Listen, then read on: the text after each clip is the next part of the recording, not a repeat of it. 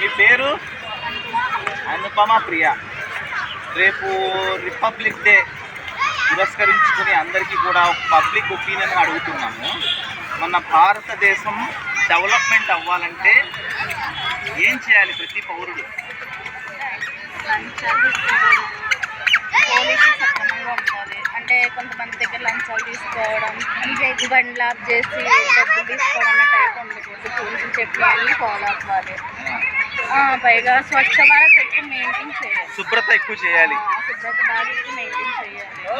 అలాగే ఎవరికైనా కస్టమర్స్లో ఆదుకునే పొజిషన్ టైప్లో ఉండాలి.